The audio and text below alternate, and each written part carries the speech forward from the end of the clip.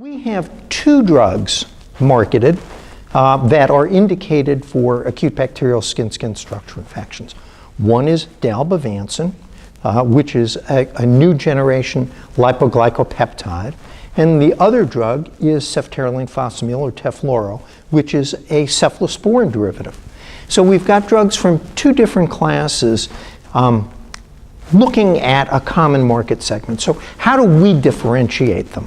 And why have we developed two drugs in this space? I think in part the answer is that both drugs cover pathogens that are entirely relevant to skin structure infection. They're both highly active against staphylococci and beta hemolytic streptococci, which are major pathogens in skin structure. The drugs have very different character. Dalbavancin is notable for the fact that it has a very long plasma half-life, so that intermittent therapy, treatment with 1 or 2 doses of dalbavancin, is adequate to provide parenteral coverage, systemic coverage, for skin structure for 14 days. That's a great benefit, and potentially allows us to move the center of care from the inpatient to the outpatient setting. Tefloro, ceftaroline, is a beta-lactam. And there are certain situations, for example, patients who may have renal insufficiency, in whom the use of a beta-lactam antibiotic may be preferable. So again, we've tried to provide individualized options that may be more relevant to one patient or another. You know, I think skin structure is an important entity in terms of healthcare in general.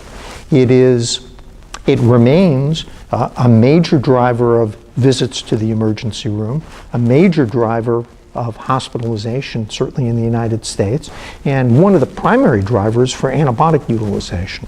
So understanding the dynamics of the care of patients with skin structure infection and optimizing their care could have important potential impacts both on outcome and ultimately on delivering efficient and cost-effective care. There is a very interesting poster being presented at this meeting, which really analyzes this specific issue. Who in the overall realm of patients with skin structure infection is at risk for failure? And this study is a retrospective observational study that's looked at over 1,500 patients who visited the emergency room with skin and skin structure infections. About 1/3 of the patients in that study require hospitalization. So the issue facing the physician in the emergency room frequently is, who do I admit and who can I safely treat as an outpatient? Having been a practicing physician for a long time, that's a common issue. How do you define who needs to come into the hospital? I think a second interesting aspect of the study is that it then looks downstream and tries to define the risk factors for who is at risk for an adverse treatment outcome. And in this particular study, they've defined adverse treatment outcome as requiring a second visit to the emergency room or hospitalization downstream. And I think what's striking in this paper is that there are some very specific risk factors that do place you at increased probability of an adverse treatment outcome, and defined in that way. It's, first of all, the complexity of the infection. It was found that patients who required an initial surgical intervention or drainage of an abscess were among those who had a higher risk of second visit, either to the emergency department or for hospitalization. The presence of indwelling appliances, things like indwelling intravenous lines or other foreign bodies that are implanted at the site of infection, these patients were at increased risk. And I think a third factor was microbiological complexity. We've talked before about the importance of antibiotic resistance and how there's been a lot of attention to both gram-positive resistance and gram-negative resistance.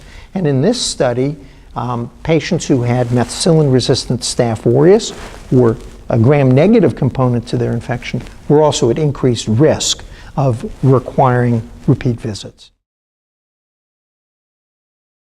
I think what this study points out is that we can highlight some factors that place patients at risk for an adverse treatment outcome. And one example of that is that patients who were initially admitted to the hospital for treatment and received, therefore, intensive inpatient therapy for their skin infection were less likely to require a follow-up visit to the emergency room, so that one can potentially, again, improve quality of care by providing appropriate initial therapy.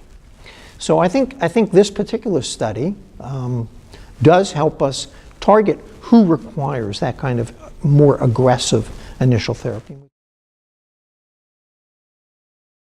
It's tremendously gratifying to watch this family of antibiotics move forward into the clinic and to address these important unmet needs. And I think that the people attending this meeting really have a lot to be proud about. I think progress has been slow and at times painful, but I think there's been tremendous progress in this area, and I think we're making headway.